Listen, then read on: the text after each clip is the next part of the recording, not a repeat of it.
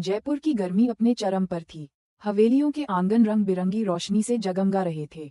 शहनाई की मधुर धुन हवा में तैर रही थी और वरमाला की तैयारी चल रही थी। यह वर्मा परिवार के छोटे बेटे रवि की शादी थी। परिवार में खुशी का माहौल था। मेहमानों का तांता लगा हुआ था और हर कोई पारंपरिक राजस्थानी पोशाकों में सजा धजा घूम रहा था। सब कुछ भव्य था। पंगत में सजी दर्जनों तरह की मिठाइयाँ, फूलों से ढकी गाड़ियों की बारात और कैमरे की चमकती फ्लैश। पर इस चकाचौंध के बीच एक चेहरा ऐसा था जो हर जगह मौजूद होते हुए भी नजरों से ओझल था। अंजलि वर्मा। अंजलि, रवि की माँ, पिछले कई हफ्तों से इस आयोजन की रीढ़ की हड्डी बनी हुई थी। मेहमानों की सूची से लेकर हलवाई की मिठाइयों तक, संगीत की लिस्ट से लेकर पंडित की पूजा सामग्री तक सब कुछ उसी के देखरेख में था। लेकिन जब मंच पर फोटो खींचवाने का वक्त आया तो वह एक कोने में खड़ी थी, हल्के पसीने से भीगी साड़ी संभालते हुए, अपनी चप्पलों की फीती कसती हुई। मम्मी, आप भी आइए ना फोटो में, बहू ने कहा था मुस्कराकर। अरे, तुम लोग खींचवाओ, मैं बाद में आती हूँ, अंजलि ने हंसते हुए टाल दिया। लेकिन वह बाद में कभी नहीं आया। शादी की रात जब पूरा घर थका हुआ और संतुष्ट होकर सो चुका था, अंजलि धीरे से अपने कमरे में गई। उसने लाल रंग की एक पतली फाइल निकाली और उसमें से एक कागज बाहर निकाला। तलाक के कागज। उसने एक पत्र लिखा, छोटा सा, सिर्फ 3 लाइनें। राजीव, मैंने अब तक जो किया वह तुम्हारे और इस परिवार के लिए किया।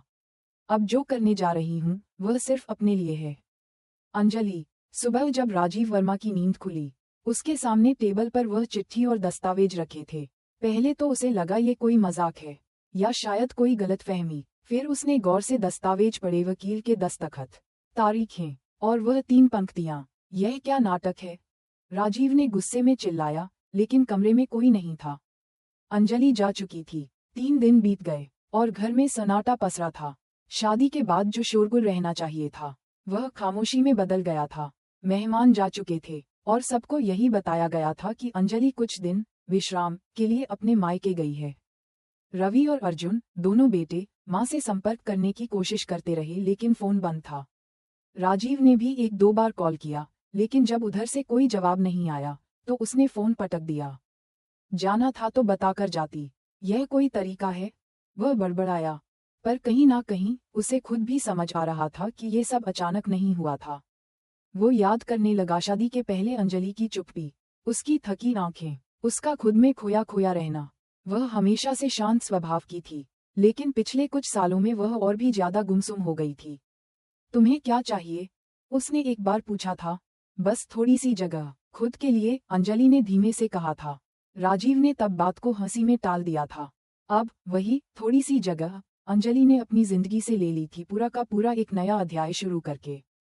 अंजलि उस वक्त केरल के एक छोटे से समुद्री शहर में थी, वह जगह जहां कोई उसे नहीं जानता था और जहां वह खुद को फिर से जान सकती थी। उसने एक पुराना होमस्टे किराए पर लिया था, जहां दिन में धूप खिड़की से होकर कमरे में गिरती थी और रात को लहरों की आवाज तकिए के नीचे तक पहुंचती थी।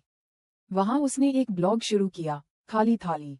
एक खाली थाली जो अब किसी और के लिए नहीं बल्कि खुद के लिए भरनी थी। उसने लिखा, जब खाना परोसती थी तो थाली में सब कुछ होता था, सब्जी, दाल, चावल, अचार। पर कभी किसी ने नहीं पूछा कि मेरी थाली में क्या है। अब मैं खुद से पूछती हूँ और खुद के लिए परोसती हूँ। शब्द सरल थे लेकिन भावनाएं गहरी। ब्लॉग धीरे धीरे फैलने लगा।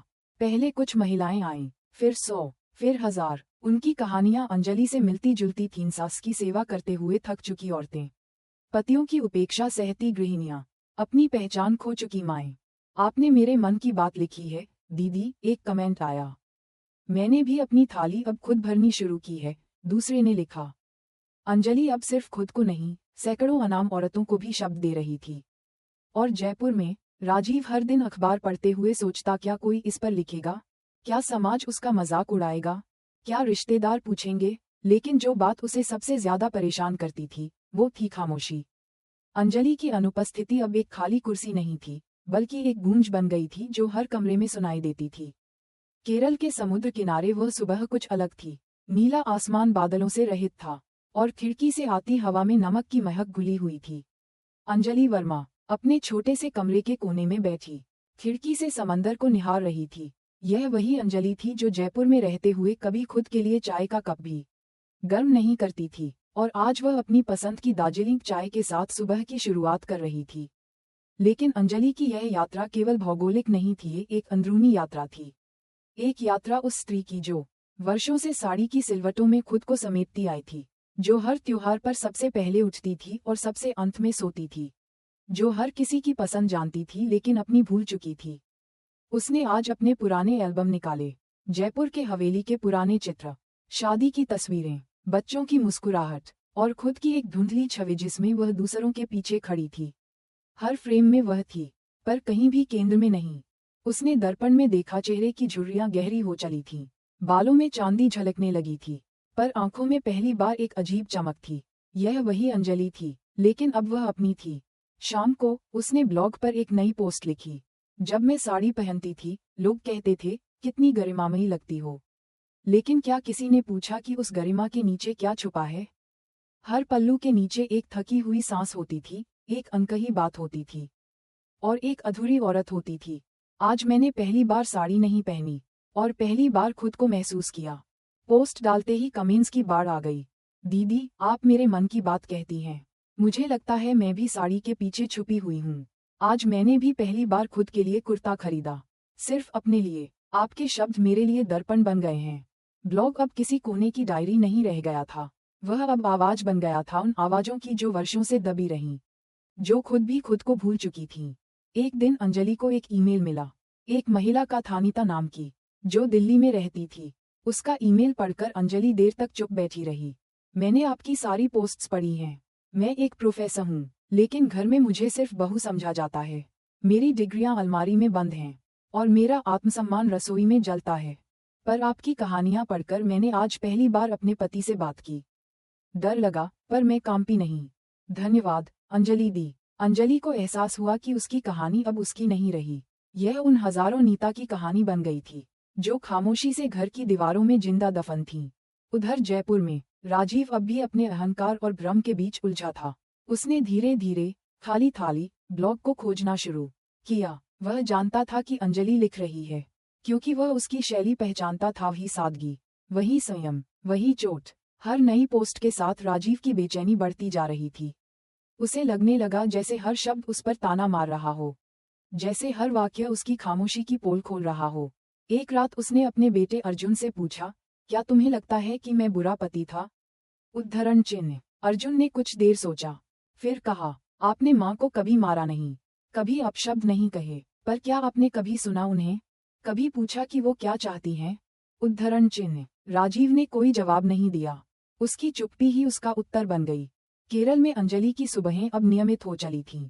वह सुबह योग करती, फिर पास के मंदिर तक टहलने जाती, रास्ते में बच्चों को टॉफी देती, और लौटकर ब्लॉग पर काम करती। पर एक दिन उसे पास के एक सामुदायिक पुस्तकालय से बुलावा मिला, एक लेखन कार्यशाला में अतिथि वक्ता बनने का निमंत्रण। अंजलि ने पहले तो मना कर दिया, फिर खुद से पूछा, डर किस बात का है? उद्धरण चिन्ह। वह गई, साधारण सूती कुर्ता पहनकर, बिना बिंदी लगाए, बिना श्रृंगार के। मंच पर चढ़ते वक्त उसके हाथ थोड़े कान पे, लेकिन जब उसने बोलना शुरू किया, शब्द खुद ब खुद बहने लगे। जब हम चुप रहते हैं तो यह मान लिया जाता है कि हम खुश हैं, पर हर मुस्कान के पीछे संतोष नहीं होता। कभी कभी वह सिर्फ सामाजिक अपेक्षाओं का मुखौटा होता है। आज मैं वह मुखौटा उतार कर आई हूँ। हॉल में तालियां बजीं, पर अंजलि की आंखें नम थीं। यह उसकी नहीं, उन सब की जीत थी जो अब भी भीतर से टूट रही थीं। उस रात अंजलि ने डायरी में लिखा, मुझे अब किसी की स्वीकृति नहीं चाहिए। मैंने वर्षों दूसरों के मान सम्मान के लिए जिया, अब मैं अपने लिए जी रही हूँ। और हाँ, मुझे डर लगता है, पर डर से बड़ा अब मेरा आत्मसम्मान है। जयपुर का वह भव्य वर्मा निवास अब अपनी चकाचौंध खो चुका था।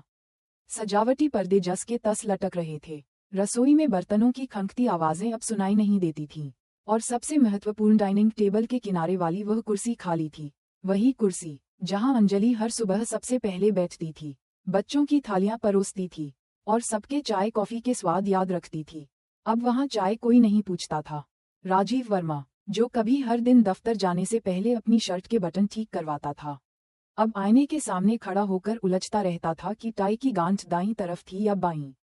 अर्जुन, उनका बड़ा बेटा, जो अमेरिका में काम करता था, 2 सप्ताह की छुट्टी लेकर घर आया। वह जानना चाहता था कि माँ क्यों चली गई, और अब घर में क्या हो रहा है।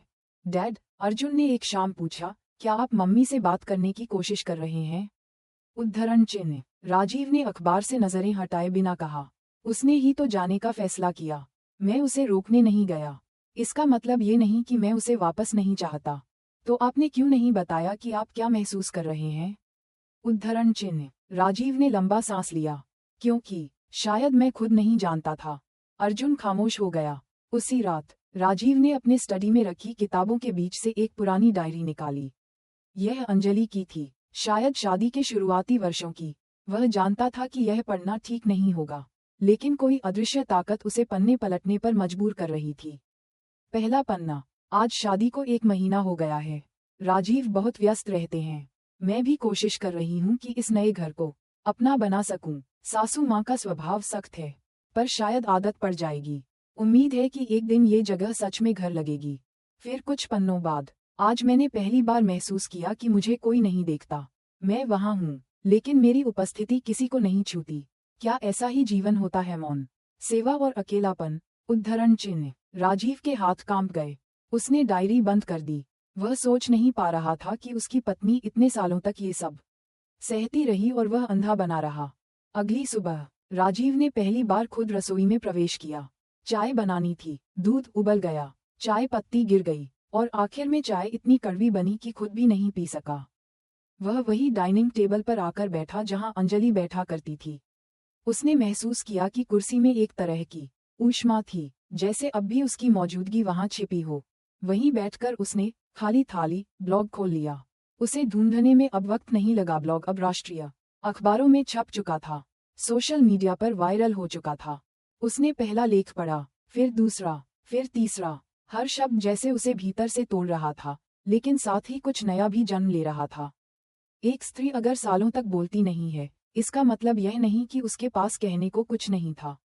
इसका मतलब सिर्फ इतना है कि कोई था ही नहीं जो सुन सके। राजीव ने वह लाइन 2 बार पढ़ी, फिर 3 बार। शाम तक उसने ब्लॉग की सारी पोस्ट्स पढ़ लीं। अगली सुबह राजीव ने पहली बार अपने छोटे बेटे रवि को फोन किया, जो नई शादी के बाद अपनी पत्नी के साथ मुंबई में बस गया था। बेटा, राजीव ने कहा, तेरी माँ ने जो किया, क्या तू उसे समझता है? रवि चुप रहा, फिर बोला, डैड, माँ हमेशा हमारे लिए थी, पर आपने कभी उनके लिए नहीं सोचा। राजीव ने कुछ नहीं कहा, लेकिन रवि के शब्द उसके भीतर घर कर गए।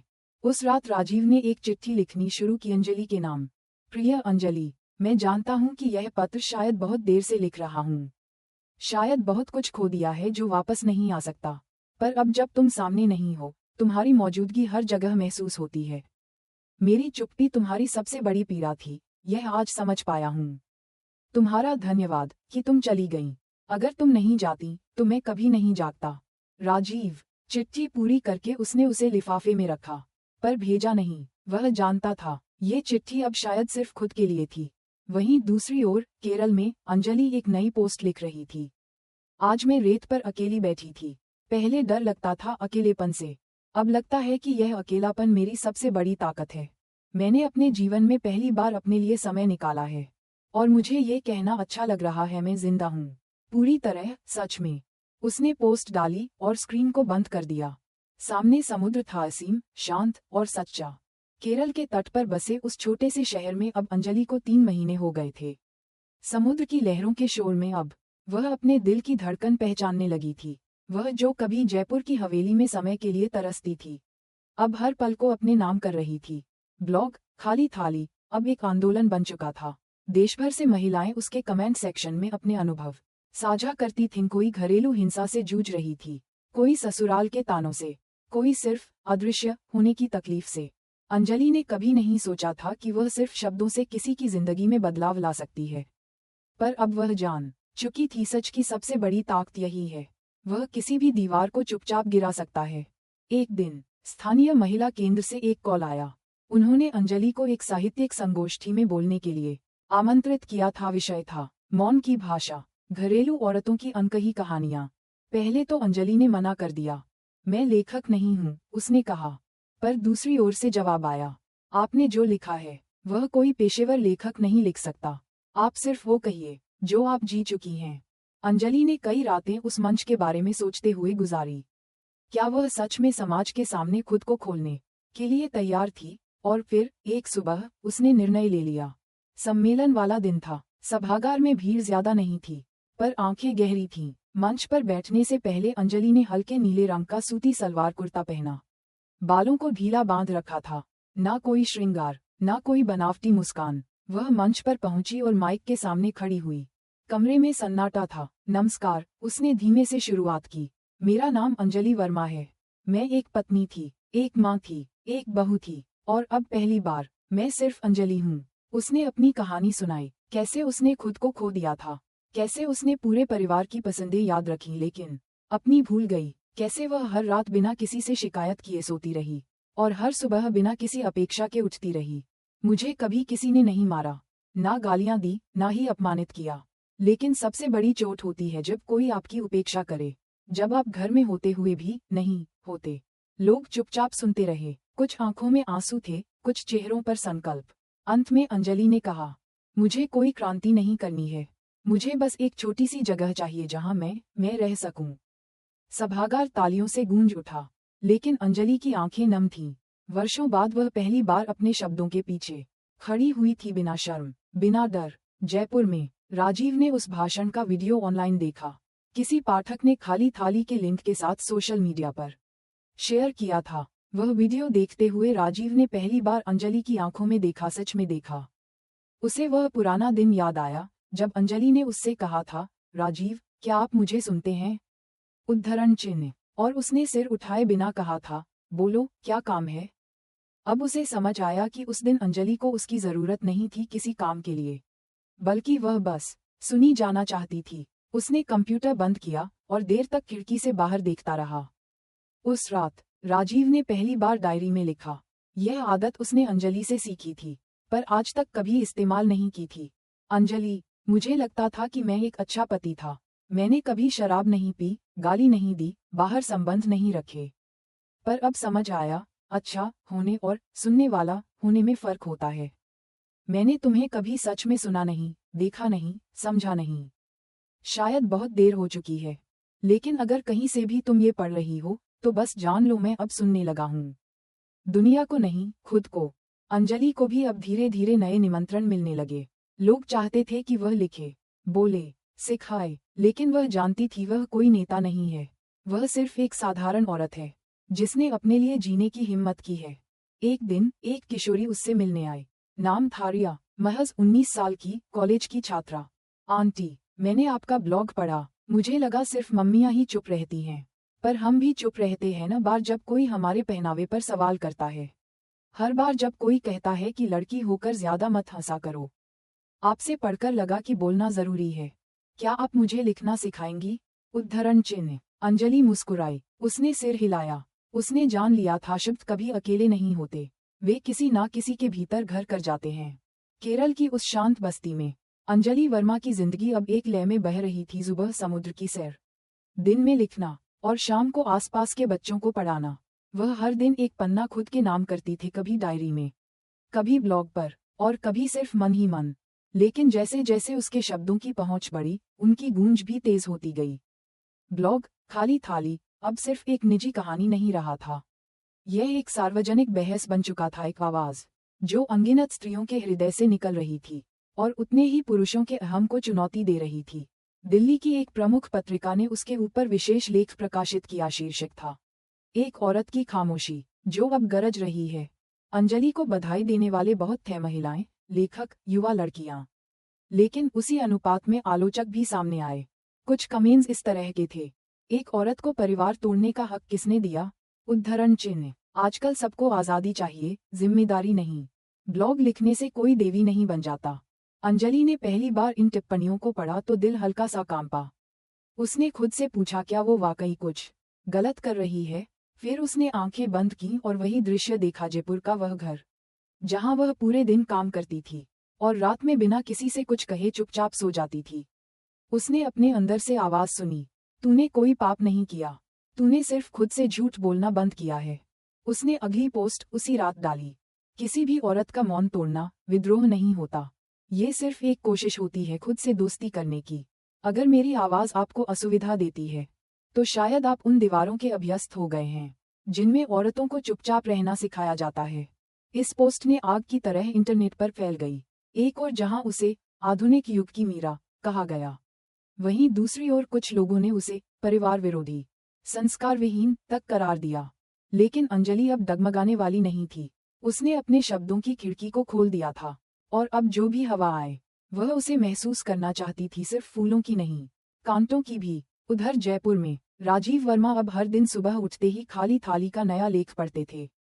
यह एक अजीब सी लत बन गई थी। जिस औरत की चुप्पी से वो इतने साल बचे रहे, अब उसी की आवाज उन्हें चैन नहीं लेने देती थी।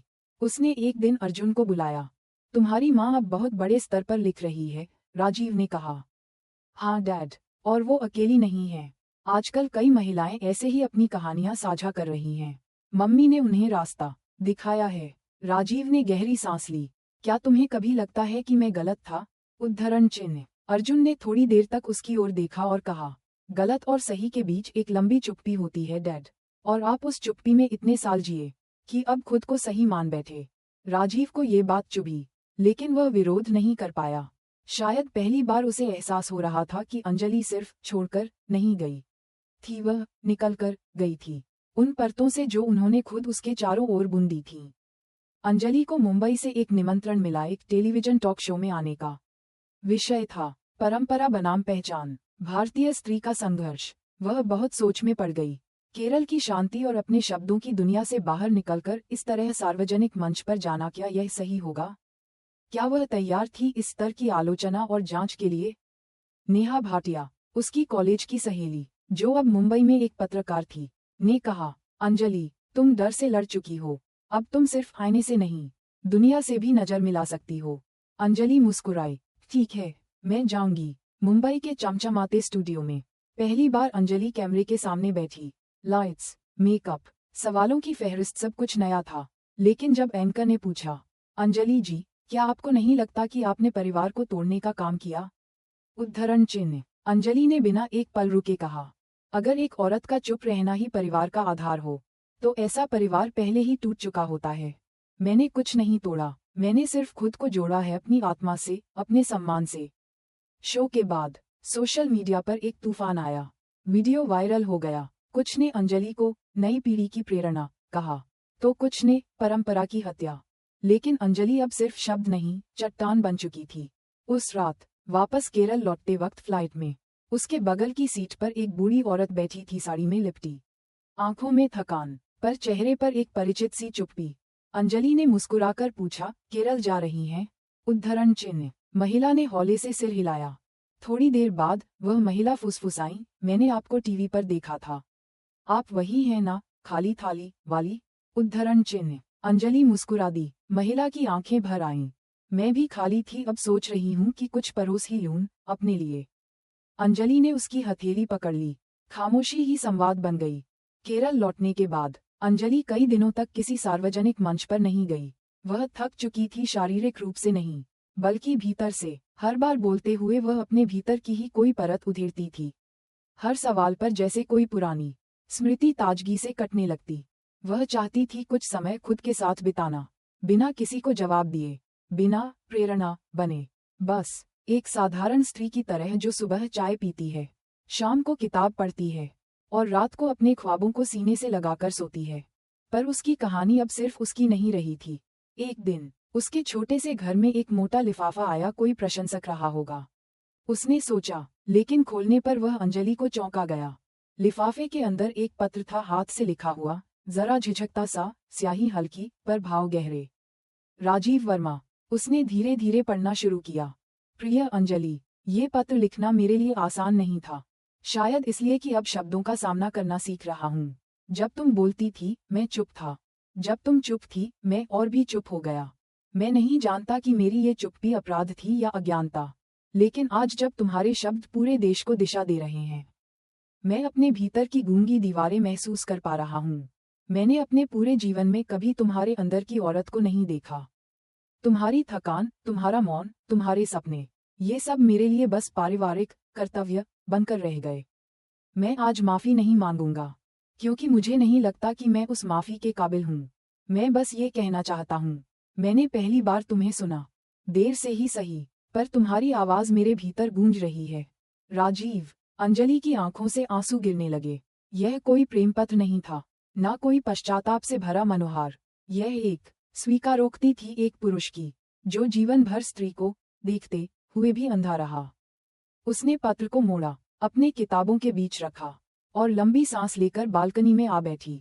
समंदर सामने लहरा रहा था, शांत, गहरा, अडिग, जैसे वह वर्षों से उसका साक्षी रहा हो।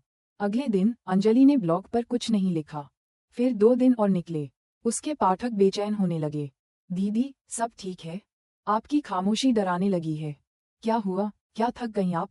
उद्धरण चिन्ह। चौथे दिन अंजलि ने सिर्फ एक पंक्ति पोस्ट की। जब शब्द लौटकर आते हैं तो उनका सामना करना पड़ता है, चाहे वह कितने भी अपने क्यों न हों। उधर जयपुर में राजीव के लिए ये चिट्ठी भेजना खुद को दर्पण में देखने जैसा था। उसने पहली बार उन यादों को टटोला, जिन्हें वह हमेशा अपने कर्तव्यों के आवरण में लपेटता रहा। उसे याद आया जब अंजलि ने पहली बार कहा था कि वह संगीत सीखना चाहती है। इस उम्र में उसने हंसते हुए कहा था, अब ये सब क्या करना? उद्धरण चिन्ह। वह बात वहीं खत्म हो गई थी, लेकिन अब राजीव समझ पा रहा था वह बात वहीं नहीं खत्म हुई थी, बल्कि अंजलि के भीतर कोई दरवाजा वहीं से बंद हो गया था। अब वह खुद को कोसने लगा था, लेकिन उसके भीतर एक सवाल रह रहकर उभरता था, क्या अब कुछ बचा है? अर्जुन, जो अब कुछ समय के लिए जयपुर में ही था, एक दिन राजीव के पास आया और बोला, डैड, अगर आप वाकई कुछ करना चाहते हैं तो एक बार माँ के सामने खड़े होकर बोलिए। उसकी आंखों में देखिए, पत्रों से ज्यादा असर वहाँ होता है। राजीव ने कोई जवाब नहीं दिया, पर उसके चेहरे पर कुछ बदल गया था। केरल में अंजलि ने एक नई पोस्ट लिखी, कल मैंने एक पत्र पढ़ा, उस आदमी का जिसके साथ मैंने जीवन का अधिकांश हिस्सा बिताया। वह पत्र कोई माफी नहीं था, वह सत्य की चुभन थी। कई बार हमें जवाब नहीं चाहिए होते, सिर्फ ये जानना होता है कि हमने जो जिया वह अनदेखा नहीं गया। ये जानना भी एक तरह का क्लोजर है, और कभी कभी ये क्लोजर ही सबसे बड़ा उपहार होता है। इस पोस्ट के नीचे हजारों प्रतिक्रियाएं आईं।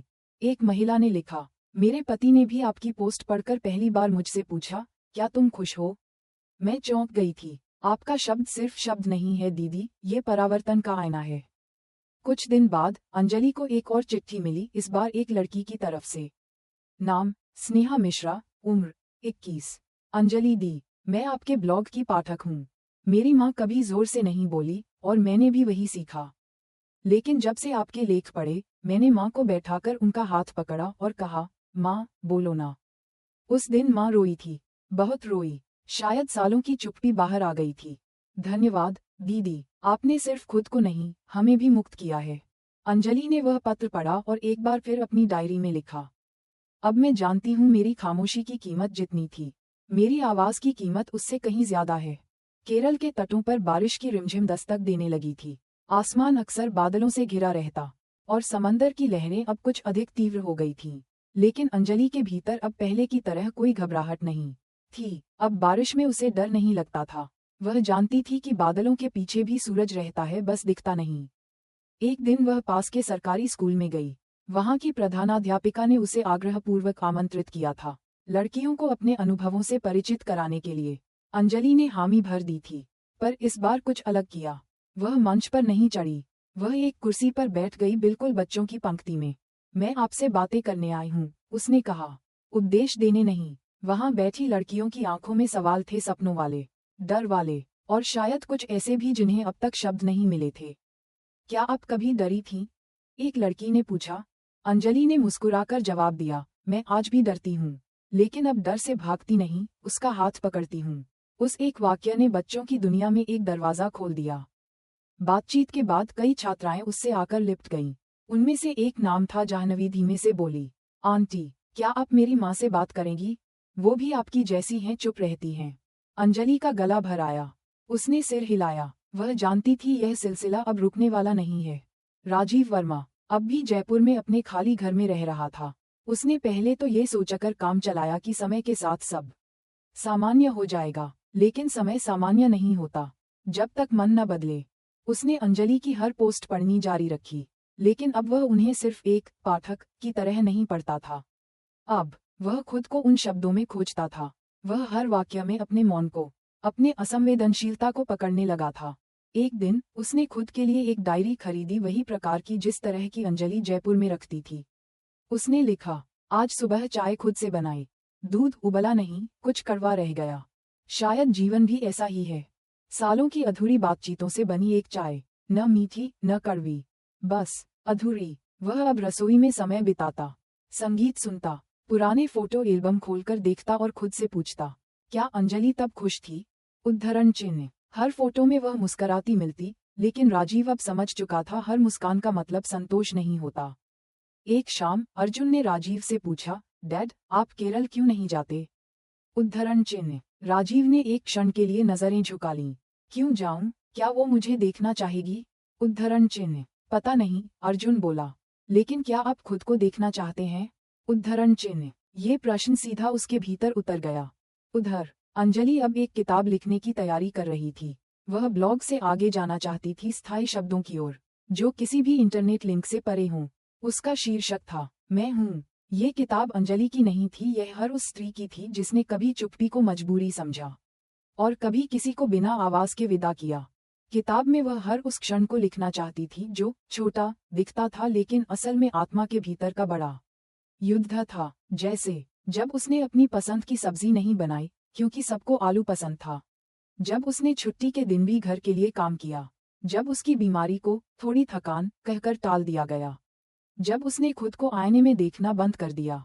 ये सब बातें किताब में जगह पा रही थीं, बिना ग्लैमर, बिना नाटकीयता, बस सच्चाई वैसी जैसी वह होती है। एक रात अंजलि को फोन आया अनजान नंबर से। दूसरी तरफ राजीव की आवाज थी, हेलो अंजलि। उद्धरण चिन्ह। एक क्षण के लिए अंजलि कुछ बोल नहीं पाए। मैं बस ये जानना चाहता हूँ, क्या मैं तुमसे मिल सकता हूँ? उद्धरण चिन्ह। लंबी चुप्पी के बाद अंजलि ने कहा, क्यों? उद्धरण चिन्ह। राजीव ने कहा, ताकि मैं तुम्हें देख सकूं पहली बार, सच में। फोन कट गया। अंजलि कुछ देर तक अपनी हथेली को निहारती रही, जैसे उस फोन की गर्मी अभी भी उसमें समाई हो। वह जानती थी यह मिलना अब पति पत्नी के बीच नहीं होगा, ये दो अलग हुए यात्रियों के बीच होगा जिन्होंने एक रास्ता साथ में शुरू किया था, लेकिन अब अपनी अपनी मंजिलों की तरफ बढ़ चुके थे। अगली सुबह अंजलि समंदर के किनारे बैठी थी।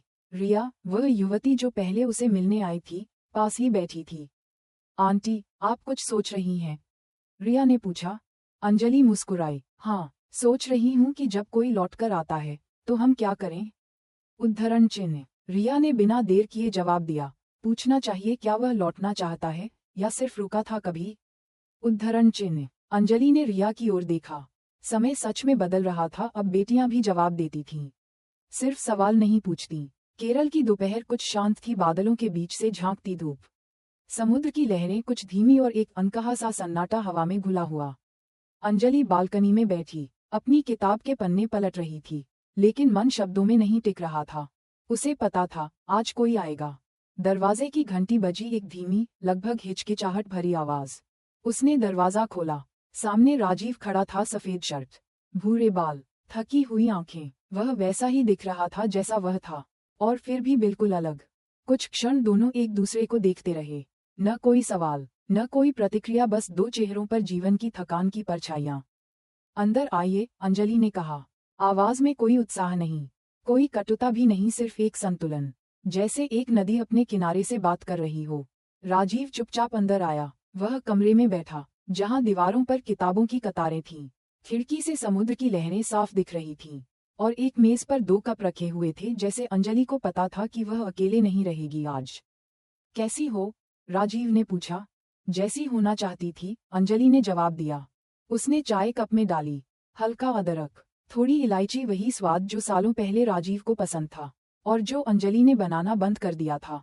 तुमने बहुत कुछ बदल दिया है, राजीव ने कमरे की ओर इशारा करते हुए कहा। हाँ, अंजलि बोली, बाहर भी और भीतर भी। कुछ पल तक दोनों चाय की चुस्की लेते रहे। फिर राजीव ने डायरेक्ट कहा, मैंने तुम्हारी हर पोस्ट पढ़ी है, और तुम्हारी किताब का टाइटल भी, मैं हूँ, बहुत कुछ कह देता है। उसका मतलब था मैं थी, मैं हूँ, और मैं रहूंगी, चाहे कोई देखे या नहीं। राजीव ने गहरी सांस ली। तुमने जो किया वह आसान नहीं था, लेकिन जरूरी था। ये सुनकर अंजलि थोड़ी देर तक चुप रही, फिर बोली, तुम्हें सच में ये समझ आया है या सिर्फ अफसोस है? राजीव ने उसका चेहरा देखा। वर्षों की चुप्पी जैसे आंखों में उतर आई हो। शायद पहले अफसोस था, उसने ईमानदारी से कहा, पर अब समझ आने लगा है कि तुम क्या कहना चाह रही थी। वो सब सालों से कहना चाह रही थी, और मैं बस सुन नहीं पाया। अंजलि ने खिड़की से बाहर देखा। समंदर अब थोड़ा चंचल हो उठा था। जानते हो, वह बोली, तुमसे ज्यादा गुस्सा मुझे खुद पर था कि मैंने क्यों इतनी देर कर दी अपने लिए बोलने में। पर अब जब कह दिया है, तो लगता है देरी भी जरूरी थी, नहीं तो इतनी गहराई से नहीं कह पाती। राजीव ने सिर झुका लिया। क्या अब भी देर हो चुकी है? किस लिए? अंजलि ने पूछा। हमारे लिए, किसी और तरह से, किसी नए रूप में। अंजलि ने धीरे से कप मेज पर रखा। राजीव, हमारे बीच जो था, वह कभी प्रेम नहीं था, वह एक व्यवस्था थी, एक जिम्मेदारी, जिसमें मैं खुद को भूल गई, और तुम कभी समझ नहीं पाए कि मैं कौन थी। अब जब मैं खुद को जान गई हूँ, तो तुम्हारे पास लौटना खुद से फिर धोखा करना होगा। राजीव की आंखें थोड़ी नम हो आईं, पर वह मुस्कुराया। कम से कम अब तुमने कहा। पहले कभी कुछ कहती नहीं थी, क्योंकि पहले बोलने की भाषा नहीं थी, अब मिली है। दोनों के बीच फिर एक चुप्पी छा गई, पर यह चुप्पी बोझ नहीं थी, यह एक समझ थी। राजीव उठ खड़ा हुआ।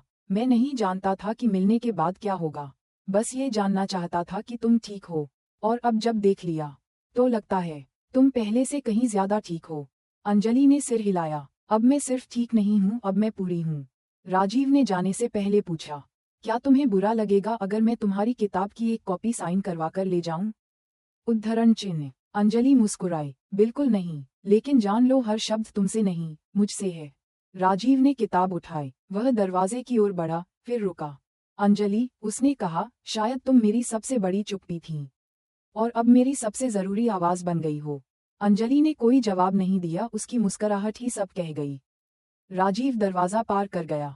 समंदर की गूंज अब भी कमरे में थी, लेकिन अब वह अकेलेपन की नहीं, आत्मबोध की थी। राजीव के जाने के बाद अंजलि देर तक दरवाजे की ओर देखती रही, नहीं उस व्यक्ति के लिए नहीं जो चला गया था, बल्कि उस अतीत के लिए जो अब सचमुच विदा हो गया था। कुछ रिश्ते, उसने सोचा, किसी ठोस दीवार की तरह नहीं टूटते। वे कांच की दीवार होते हैं, दिखते पारदर्शी हैं, लेकिन उनमें खुद की ही परछाई फंसी रहती है। और जब हम उन दीवारों को छूने की कोशिश करते हैं, तो कभी न कभी कोई दरार उभर ही आती है। आज वह दीवार पूरी तरह टूट चुकी थी, बिना किसी आवाज के। वह किताब की अंतिम पंक्तियां लिखने बैठी। उस किताब की जो अब केवल उसका नहीं, सैकड़ों हजारों औरतों की सांझी आत्मकथा बन चुकी थी। मैं उस औरत की तरह नहीं जीना चाहती जो चुप रहती है। मैं उस औरत की तरह भी नहीं जीना चाहती जो हर समय लड़ती है। मैं उस स्त्री की तरह जीना चाहती हूँ, जो खुद को समझती है, स्वीकार करती है, और जब चाहे चुप भी रह सकती है और गरज भी सकती है। उसने कलम रख दी। किताब पूरी हो चुकी थी। किताब के विमोचन के लिए एक आमंत्रण दिल्ली से आया, देश के प्रतिष्ठित साहित्य समारोह में। कई बड़े नाम वहां बुलाए गए थे, लेकिन जिस नाम पर सबकी निगाहें थीं वह था अंजलि वर्मा, खाली थाली की लेखिका। शुरुआत में अंजलि झिझकी, भीड़, कैमरे, मीडिया के सवाल, क्या वह इसके लिए तैयार थी? लेकिन फिर उसे वो दिन याद आया जब पहली बार उसने खुद से कहा था, मुझे अब दूसरों की स्वीकृति नहीं चाहिए। अब वह डरती नहीं थी, सिर्फ सजग थी। दिल्ली के मंच पर जब अंजलि पहुंची, वहां पहले से भीड़ जमा थी। कैमरे चमक रहे थे, नामी पत्रकार नोटबुक थामे खड़े थे, और कई युवा महिलाएं सिर्फ उसे देखने आई थीं। जब उसके नाम की उद्घोषणा हुई, पूरा हॉल तालियों से गूंज उठा। लेकिन अंजलि की चाल में अब भी वही सादगी थी, बिना बनाव, बिना बनावट। मंच पर बैठते ही पहला सवाल आया, अंजलि जी, आपने खाली थाली क्यों नाम रखा अपने ब्लॉग का? उद्धरण चिन्ह। अंजलि मुस्कुराई, क्योंकि जब मैंने पहली बार खुद को महसूस किया, तब मुझे एहसास हुआ कि मैं भीतर से बिल्कुल खाली थी, दूसरों की पसंद, अपेक्षाएं, जिम्मेदारियों से भरी हुई, लेकिन खुद के लिए कुछ नहीं।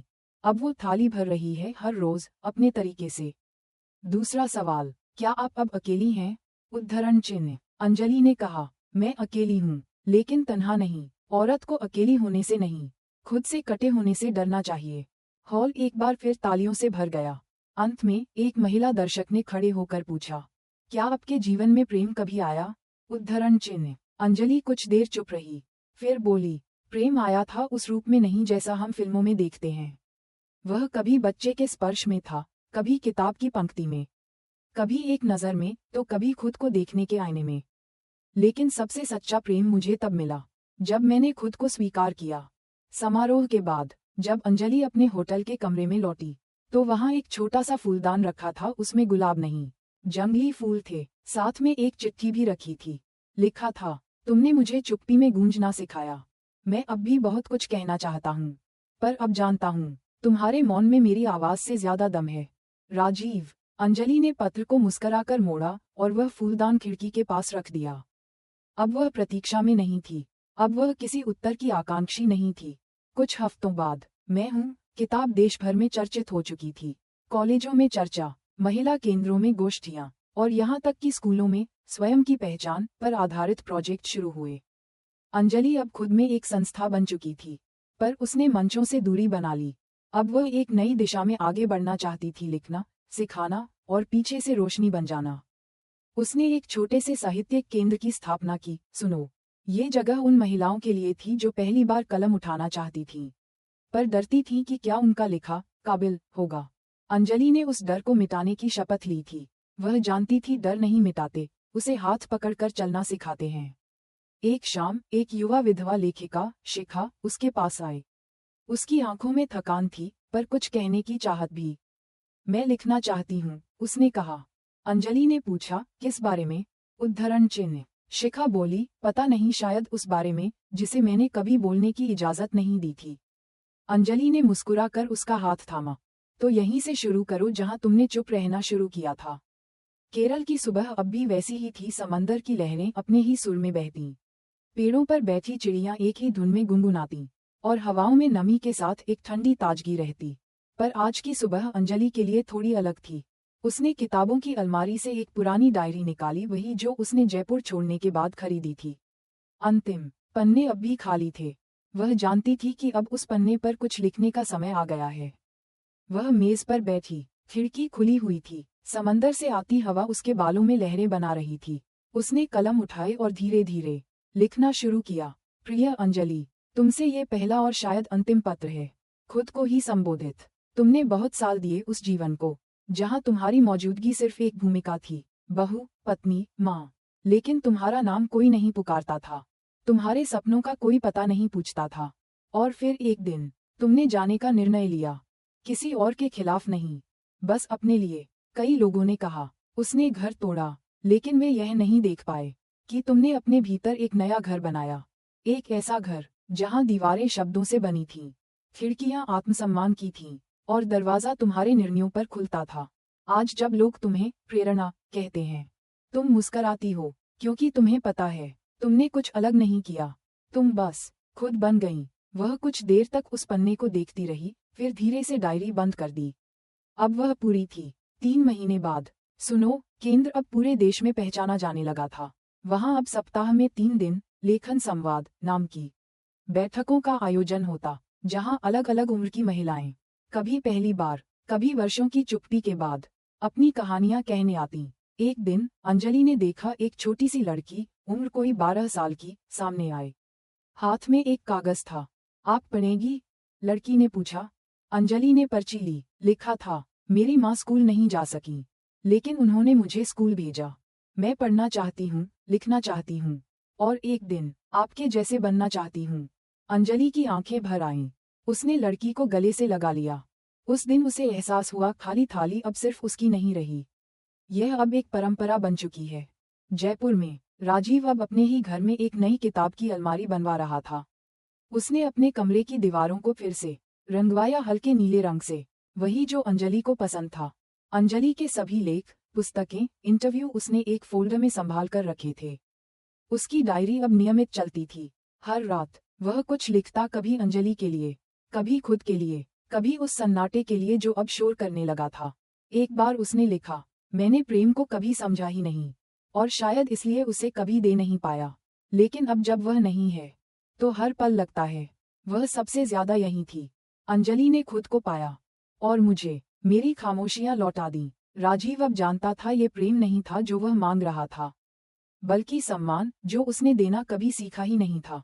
अंजलि अब दोबारा ब्लॉग नहीं लिखती थी, लेकिन उसकी किताब मैं हूँ नई नई भाषाओं में अनुवादित हो रही थी। एक बार एक पत्रकार ने पूछा, क्या आपको लगता है कि आप समाज बदल रही हैं? उद्धरण चिन्ह। अंजलि ने शांत स्वर में उत्तर दिया, मैं समाज नहीं बदल रही, बस उसे आईना दिखा रही हूँ। और जो औरतें उसमें खुद को देख पा रही हैं, वो खुद को बदल रही हैं। असल बदलाव वही है। कहानी यहाँ खत्म नहीं होती क्योंकि यह किसी एक अंजलि की नहीं है। ये हर उस स्त्री की कहानी है जो वर्षों से चुप रही, सहती रही, अपने हिस्से की हवा किसी और को देती रही, और अंत में किसी दिन कहीं से एक छोटी सी किरण पकड़कर उठ खड़ी हुई। कभी वह किरण एक किताब होती है, कभी एक पोस्ट, कभी एक दोस्त, और कभी खुद का ही लिखा एक पत्र। और जब वह उठ खड़ी होती है तो दुनिया उसे नाम देती है क्रांति, नारीवाद, बदलाव। लेकिन वह सिर्फ इतना कहती है, मैं हूँ।